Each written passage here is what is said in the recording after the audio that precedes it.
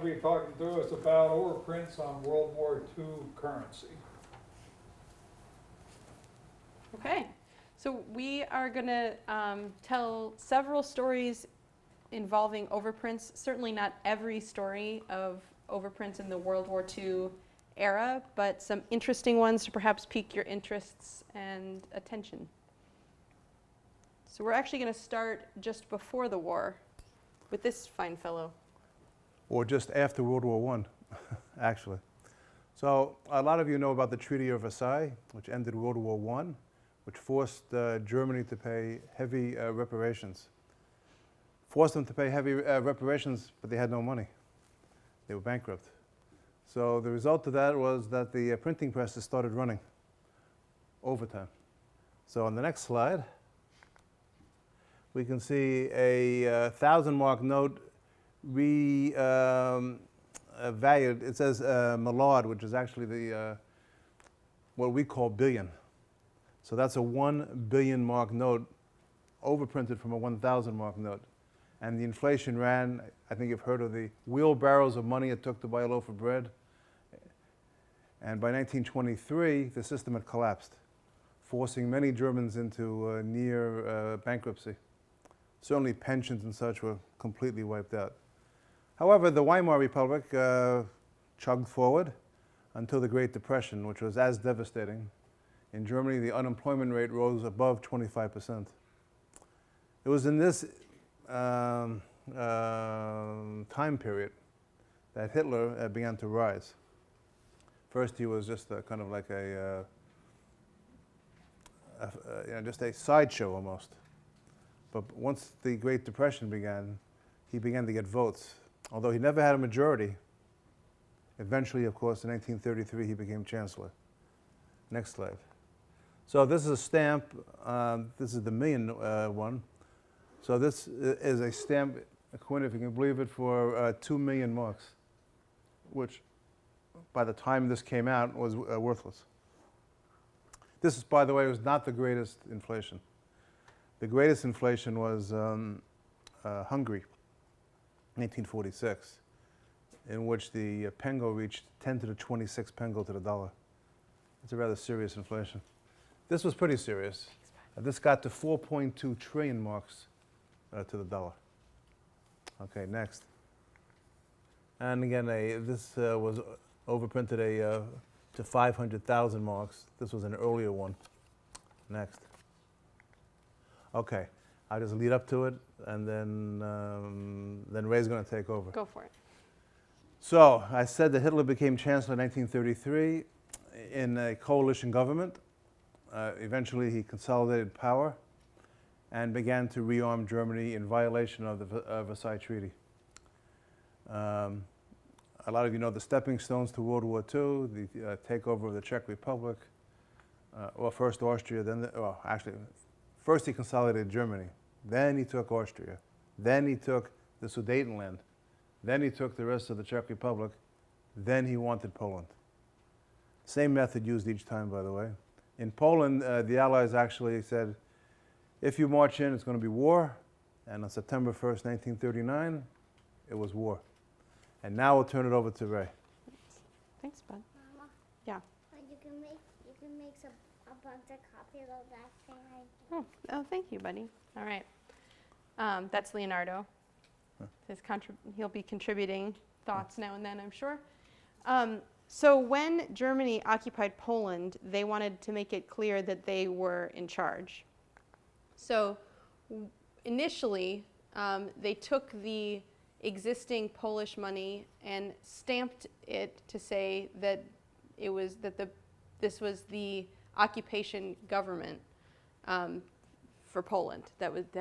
Now they didn't want to obviously have the long-term plan be this approach, but they started out with an overprint, and eventually actually reissued the money utilizing almost the same designs that had been used prior to the war, with some notable exceptions. So the overprint story here is a little bit brief, but just as an excuse to mention. So on the left are the original Polish notes, and on the right are the reissued notes that are now under the occupation government. So you can say that you can see that it says that it's under the occupation government now.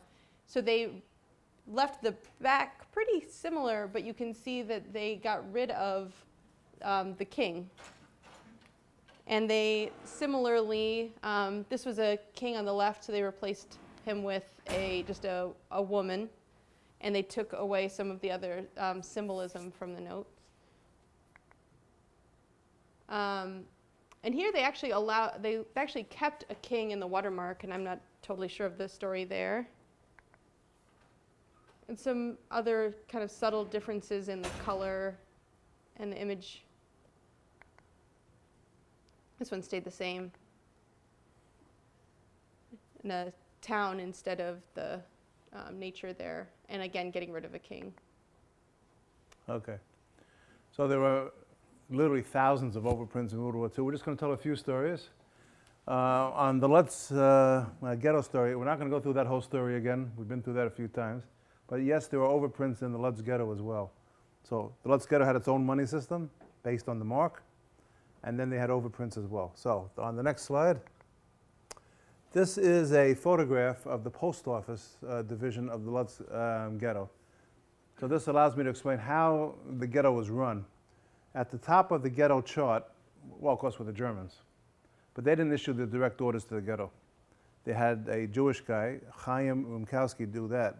So he was at the top within the ghetto, an absolute dictator. Everybody worked for him, including the post office. So he ran the daily lives of hundreds of thousands of Jews. By the way, in the end, it didn't matter whatsoever to him. He went to Auschwitz, was immediately gassed. Okay, so this is the post office division, this photograph from 1940. So, does that mean they had stamps? Yes. They had script too, some of which was overprinted. Here we go. So here is a postcard coming from the Liechtenstadt Ghetto, which was the German renaming of what we say Lodz, which my grandmother pronounces Łódź. I think that's pretty close. L-O-D-Z as we spell it in English, but it had a completely different pronunciation actually. So you can see this is from the Liechtenstadt Ghetto. Liechtenstein was a German general from World War I, and they named the city after him. This was in the western part of Poland, which Poland really had three different governments after the invasion. The western third was annexed by Germany. The middle third was what Rachel was describing as the general government area, and then the eastern third was taken by the Soviets actually. They made a non-aggression pact. Translation, how to divide up Poland. Okay, so these are some of the stamps from the Lodz Ghetto. They had several issues. These are not the only issues. The ones on the bottom, the 5, 10, and 20 Pfennig stamps are the most common. A set of these goes for a genuine set, of course. There are lots of counterfeits. Oh, $300, something like that. $400. What do you say, Dave? Somewhere around there? $300 or $400 for a set of those? Something like that. The top ones are more expensive. By the way, those are all images of Rumkowski. All right, next. Then they had their own, I won't call them exactly banknotes, ghetto money, I guess, ghetto currency. Issued by the ghetto with the German permission. Very symbolic. You can see thousands of stars of David in the field on both sides. A menorah, and these are very well known. You can buy these on the floor. A note like this is probably, I don't know, $30 or something, $40, maybe 50 in the day of the internet. Go ahead. Well, so the issue is, if you look back at the denominations on the postage stamps, you'll notice that they're 5, 10, and 20 Pfennig, and this was the smallest note that was issued. The 50 Pfennig. The 50 Pfennig. And they never raised the prices of the stamps. And they let mail out every so often. Kind of weird, isn't it? A closed-off ghetto, every so often mail could leave and come in. And they had an internal postal system as well. So on the next slide is the revalued note. Using an overprint.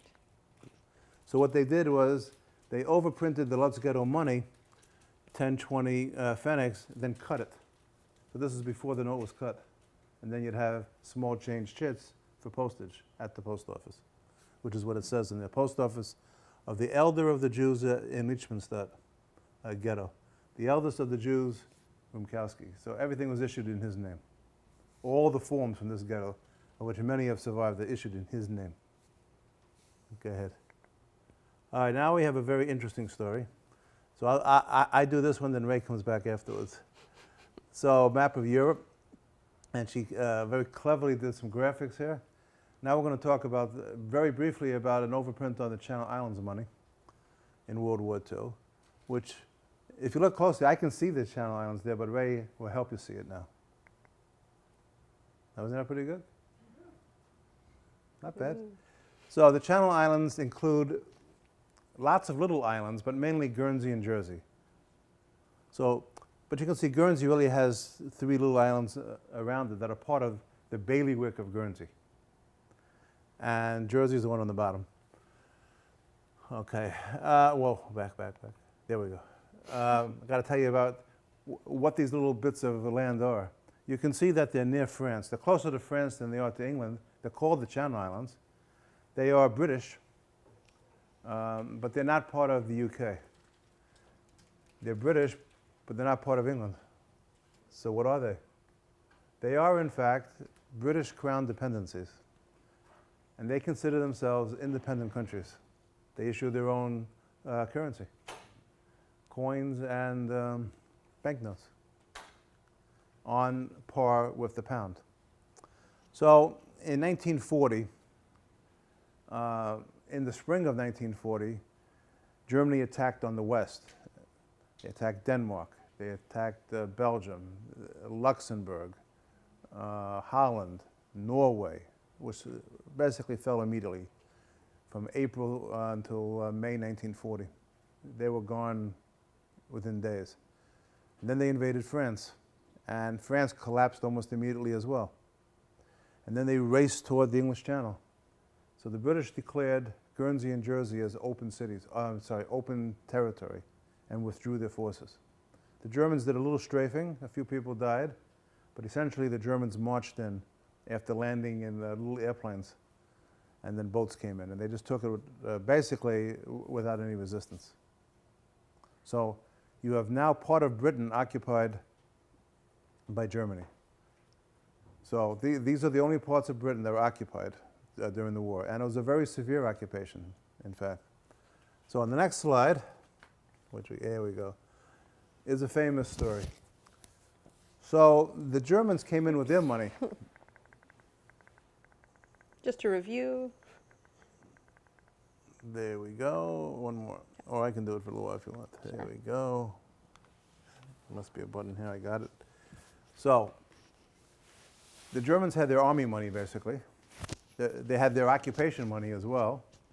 But the people of the authorities on Guernsey approached the Germans to issue local currency. They wanted their own money to be issued as well, in pounds sterling. Now, of course, the British weren't going to supply currency to Guernsey anymore. So they asked if they could print their own. The Germans said, as soon as you turn over British banknotes of equal value, you can print your own. So they turned it over after stamping it as such. Withdrawn from circulation September 18th, 1941. Pretty nervy move. Because, of course, I doubt if the Bank of England would exchange that money. So, however, the Germans accepted it and allowed local script to be issued, which is fairly scarce today, which itself contains overprints. And those are a little bit rarer. Those are on the order of hundreds or to low thousands of dollars each for a Guernsey occupation note. These were issued with the overstamp on the order of 5,000 notes, okay? And in fact, after the war, they were found largely intact, not entirely intact, and were sold to collectors. And you could probably buy one on the floor. Of course, I would have Joe look at it first, make sure that it's, there are a lot of fake overprints of this as well. What'd you say? Font on that one is correct. And not only that, but the serial number is correct too. So I was about to, yes, the font is correct. It is a genuine note. And so what happened, I said that the hoard was found largely intact. Hoard was found on Jersey, by the way. And serial numbers were recorded and are on the London IBNS page, web page. And so this matches one from the hoard. All right, and these were issued in a few varieties. So that was a good try. There you go. Anyway, withdrawn from circulation September the 18th, 1941. Face and back have the overprint. And November 10th, 1941, the game was repeated. So, and again, they overstamped it. You know, I've never seen anybody discuss why the Germans would accept it a second time, but they did. And both are about equally common. I don't know of a great premium for the September one or the November one. And so there are surviving several thousand of the notes. And now this is the occupation currency that those notes backed, I guess you could say, were exchanged for by the Germans. And it has a little 2 shilling 6 pence overstamp on it. This is an interesting one. Then they also issued this one. This is from the war period. Originally 1 shilling 3 pence, but the islanders didn't like that denomination. So they revalued them, as you can see, an overprint to make these 1 shilling notes instead of 1 shilling 3 pence. I'm not quite sure why they went from 1 shilling 3 pence, except that was considered awkward. 1 shilling, I guess, is a more round number.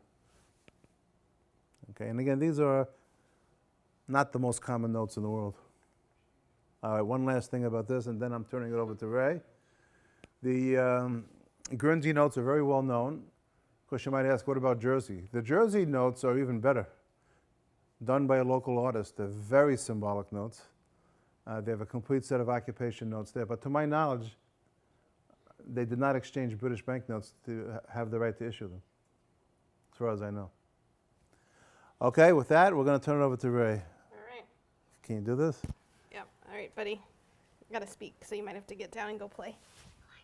Bye. Go ahead. All right. Elia. So next we're going to talk a bit about some notes that were designed to have an overprint of sorts. Buddy, come on. You got to be a good listener, sir. So the Germans were, as we know, nothing if not organized. They had plans and purposes for the things that they did. And one of the things that they knew was that it was useful to have some amount of money in the camps. And so they actually, in the name of efficiency, created sort of a general issue, or actually a few different general issues that could be used somewhat flexibly in different places. So this is sort of a general map of where the larger camps were spread out. And this is one of the general issue notes. You can see this one is for Auschwitz. And it was designed to have this stamp that would authenticate that it was being used and should be legitimate. So this one is for Auschwitz, 50 Pfennigs, 1 mark, also Auschwitz. And here you can see various stamps that are being used because these are not just, they're not small places. They're complex camps that have multiple sub-camps in multiple areas, and they're keeping track of things. Here's another, you can see again that they're using this as a stamp to authenticate it. Another design with a stamped signature. This one, as far as we know, is unique. Likely was made as a sort of specimen, then was not actually issued for Natzweiler, and has this same approach. I think we're assuming that the punch is because it was a specimen. So from a different camp. And then I think you're actually back. Okay. You accidentally took some extra sections, but it's okay, Oh. 'cause I love you. Okay, well, Ray mentioned that these were complex camps. So when we say Auschwitz, there were many subcamps of Auschwitz. When we say Dachau, there were hundreds of subcamps for Dachau. When we say Buchenwald, we have this map. So this map shows the known subcamps of Buchenwald, of which there are, I don't know, at least 100 there, I would think. So when people, sometimes I hear, or I've read that, the camps were out in remote places and the general population didn't know about it. So now I'm telling you there were thousands of subcamps throughout Germany and occupied territories. I must say this kind of operation, this kind of organization tells me at least that it's probably not the case that most people didn't know about them. Another worthwhile side note is that there are times where we've spoken places and there have been survivors who've come up after and said, no, I was at Buchenwald. They definitely did not issue money. And part of that is because this is such a complex story that it's very possible that somebody was in one part of a camp and wouldn't have ever seen any of this, whereas in another subcamp there were reasons that they did utilize the money and people would have seen it. Okay, so the money at Buchenwald comes in various types. This particular type doesn't have overprints on it, to my knowledge. And it's a 1-mark note for the SS canteen at Buchenwald. Let's try this one. There is this type with the outside work or field works on the slant, oftentimes comes with overprints. And we know of about 50 overprints, and the overprints represent these subcamps or special work groups. So a subcamp would issue Buchenwald money with an overprint on it for that subcamp. All right, here we go. So here's another one. Oh, the one on the, this is a commando, a work group. This is the SS subcamp at Radlber Road. And of course I did a little search on the internet for Radlber Road. It's a pleasant little town today. It exists. Here you go. You can go have some bratwurst in Radlber Road today if you wish. Okay. This is a fairly scarce one. So Waffen SS KL Buchenwald work camp, Sunburg West. And on the bottom there, Verwaltung, I think that's administration. Schwert on the Ruhr. So if you go back to this map, if you look carefully, you can see some of these subcamps. Yeah, whoa! For example, the one I just mentioned. Is there a laser pointer here? Probably. There is a little one here, right there. So the Schwert money comes from there. So it's possible to identify where the subcamp was.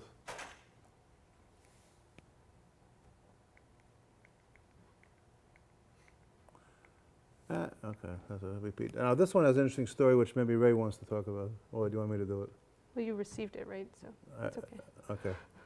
So I did a little work at the Holocaust Museum Houston, where the Charlton Maya collection resides. And a woman came in, the daughter of a survivor, to donate this money. And she described it as money that her mother had received in the camp. It was the only thing she had left at the end of the war, pinned to her blouse, to the prisoner blouse. So this is now in the Holocaust Museum Houston, and it's the only time I've seen that particular overprint. Dave, have you seen it elsewhere? No. So it's another subcamp one.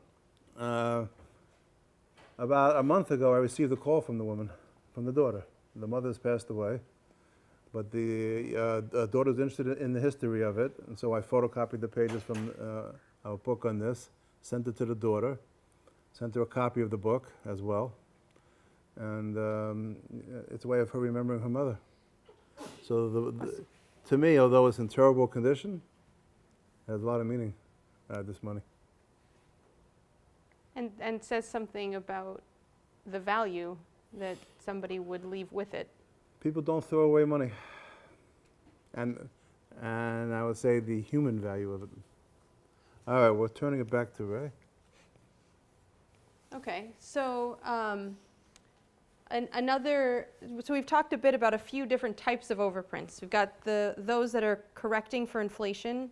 Rather than printing new money, you're taking the old money and changing the denomination. We had some that were for trying to divide up denominations. We've had some that are for new people in charge when the Germans took over in Poland.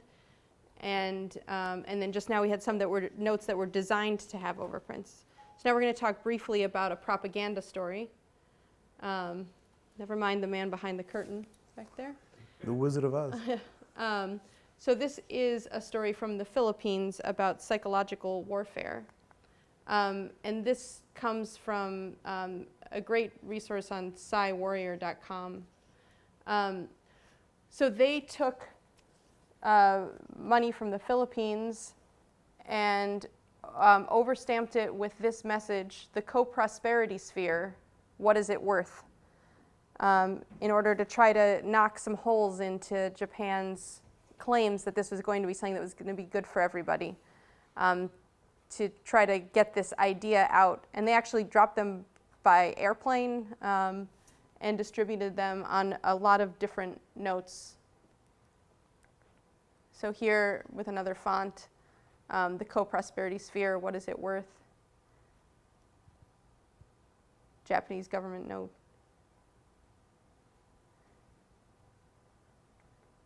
And here you can actually see an airplane that was utilized to drop the notes.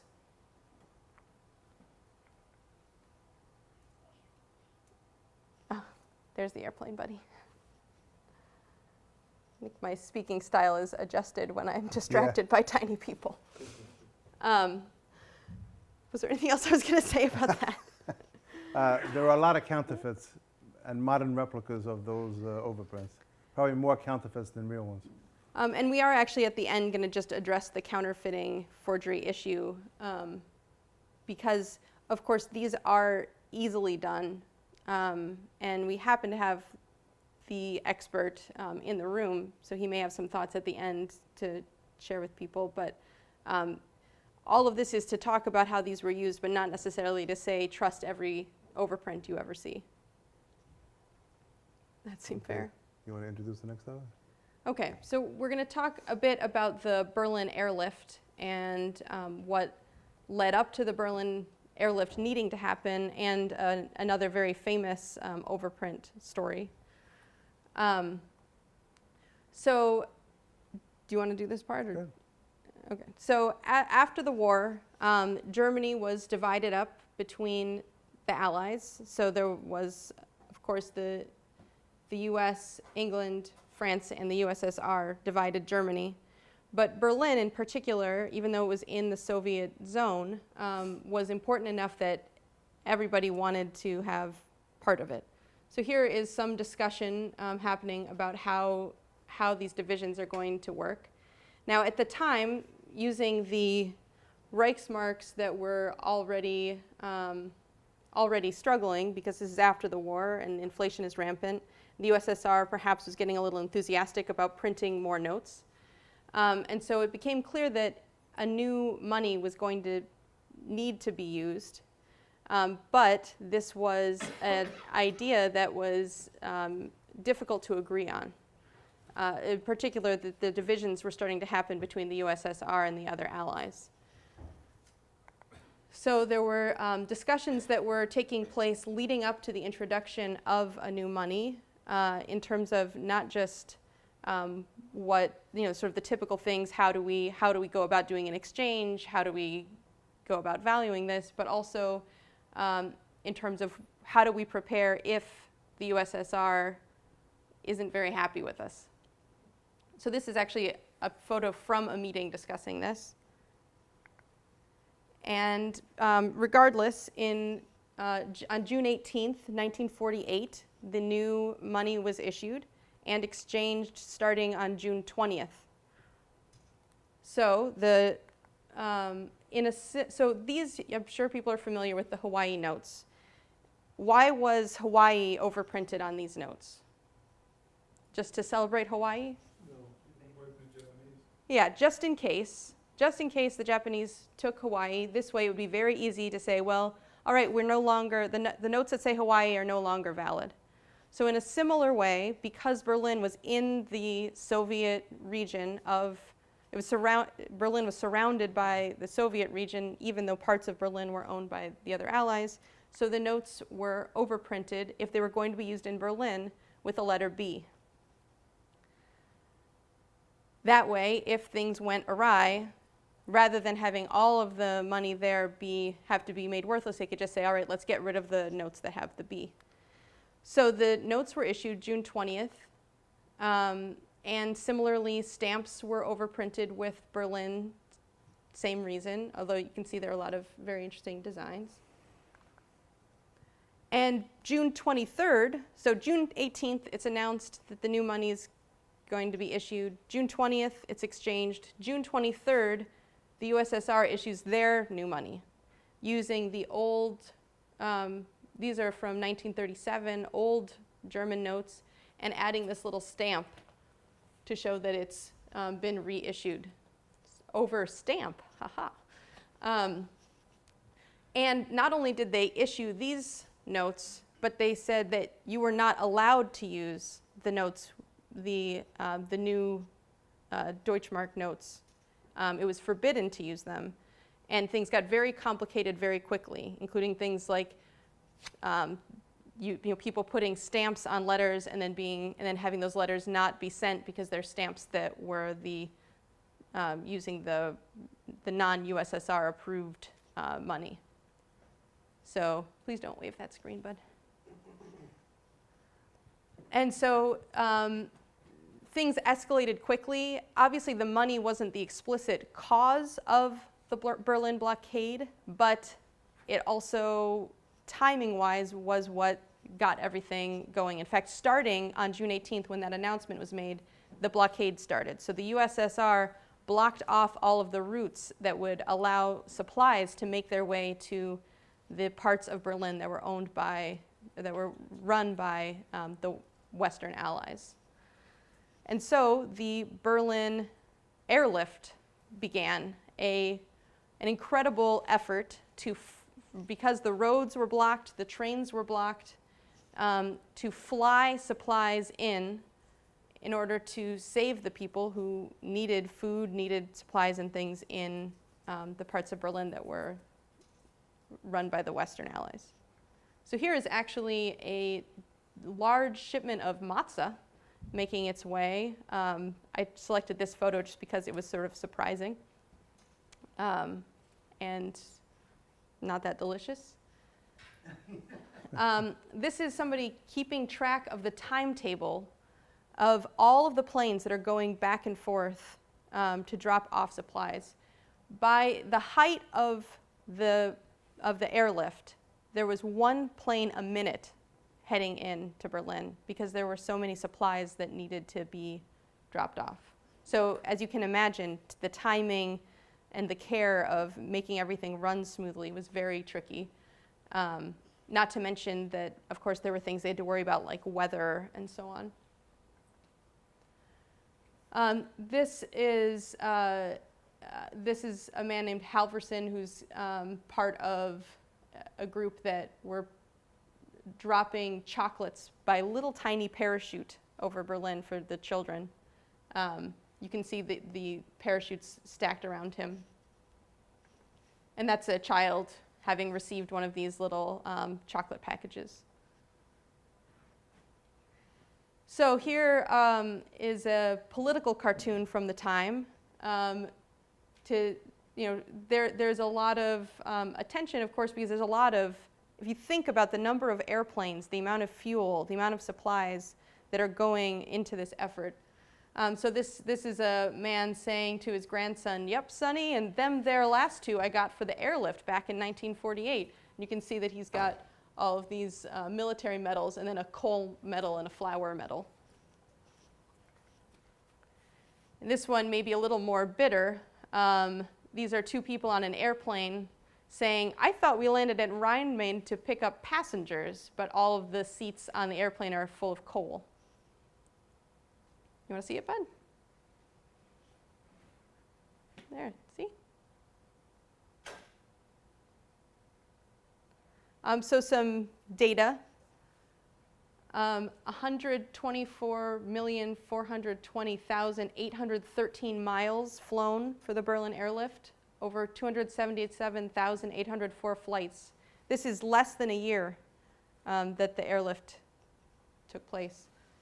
394,509 tons of food, coal, and supplies, using 689 military and civil aircraft.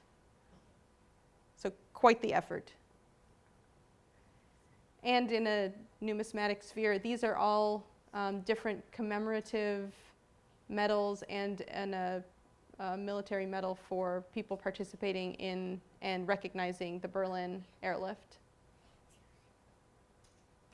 Interesting designs.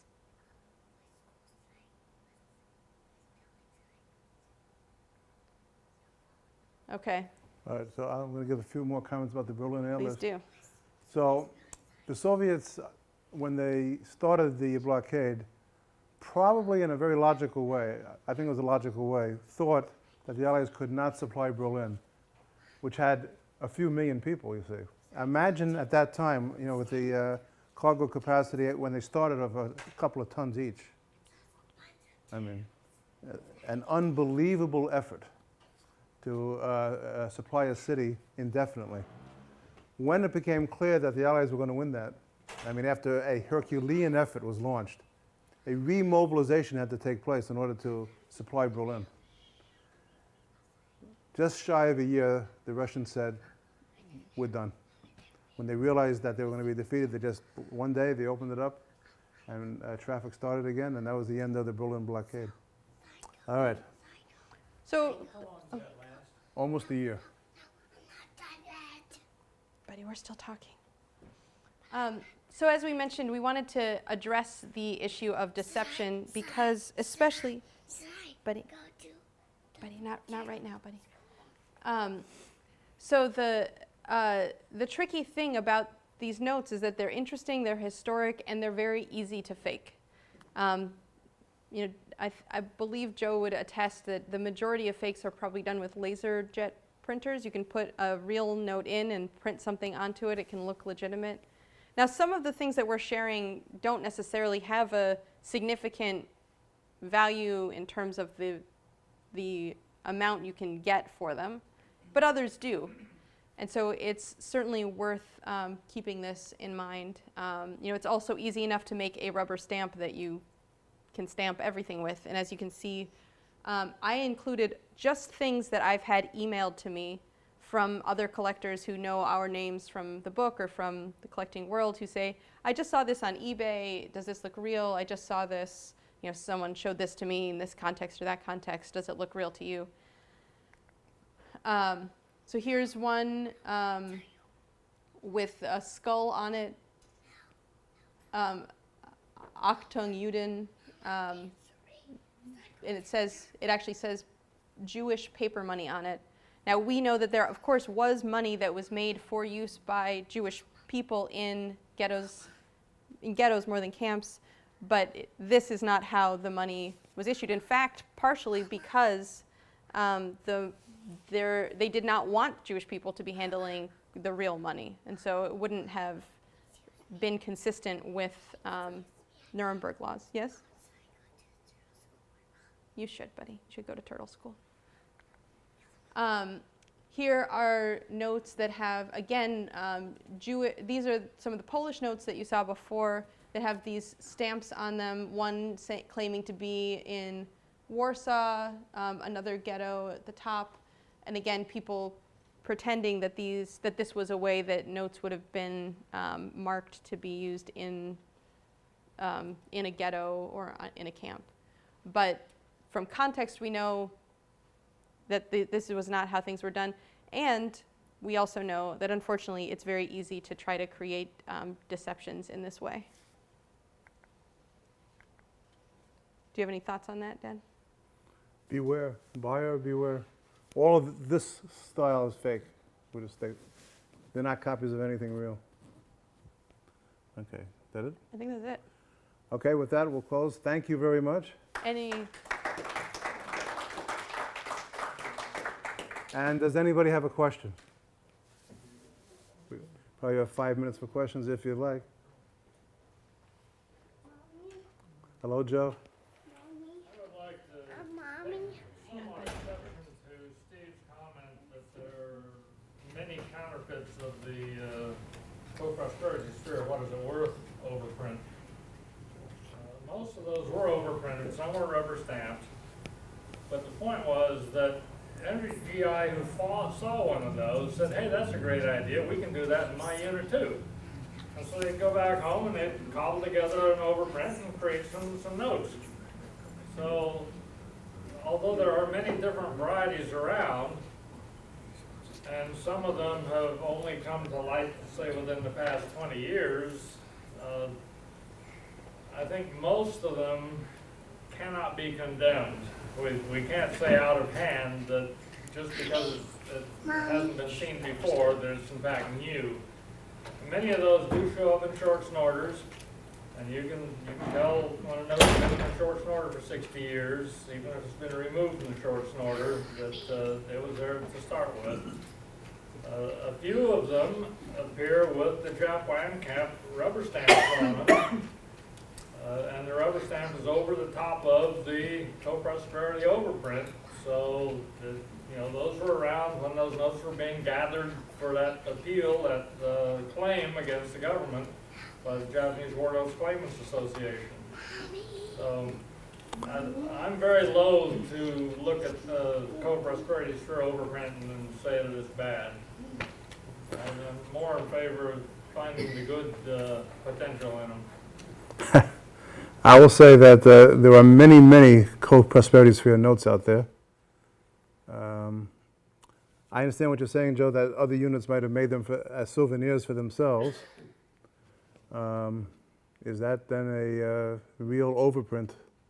In some sense it is, because it's contemporary with the war.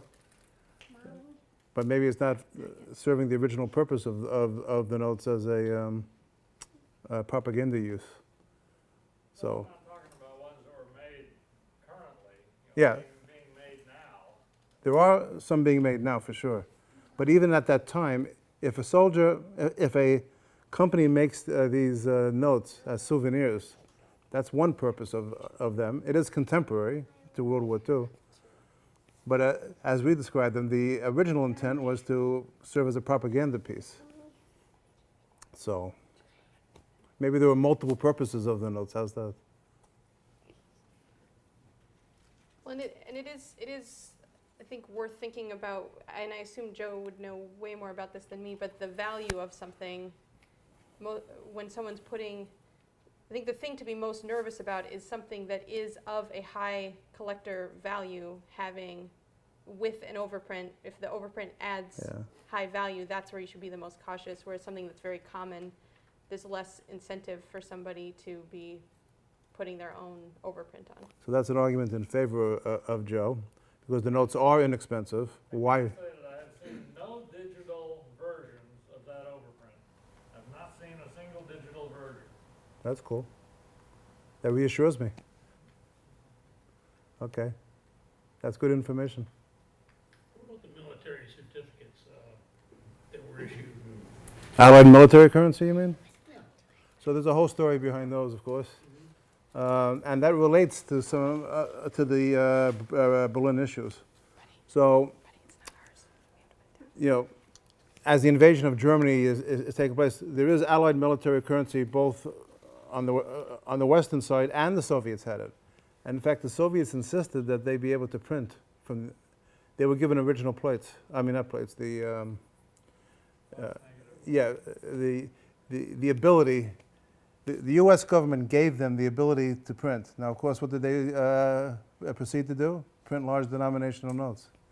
And did they worry about the redemption of those notes? Not really. I don't know. I mean, we know that because of just the sheer rarity of the high denominational notes printed in the West versus the East. You know, They went so far as to copy the the minus sign or the dash in the serial numbers. So you can separate out the Western version and the Eastern version. So of course that ripped off the U.S. Army to a large extent. So when it came time for the Berlin notes, I mean for the Deutschmarks, the Soviets weren't included in that. Right, and they also printed, there was a limit in the number they were supposed to. Yes, and they went over that. Be in harmony. Not only did they go over it, I mean, it was Yes, 4, 5, 6, 10 times. they milked us. But you could also identify them. Yes, you can identify them. Yes. There was we put an F on the last negatives. The Forbes printing mark, you mean? Forbes is a print Yeah. in Boston. Yes. So they can be separated out. We knew they were taking advantage, but when it came time for the Deutschmarks, we infuriated them. But they had already infuriated us. They wanted Berlin. And they did everything they could, even before the blockade period, to get us out of there. But we didn't leave. There was, at the time of the blockade, not much willpower left. The U.S. Army had been drawn down. And we had the occupation forces in Germany, but it took an act of will to sustain Berlin. And we put that will in. A year of airlift. Any other questions?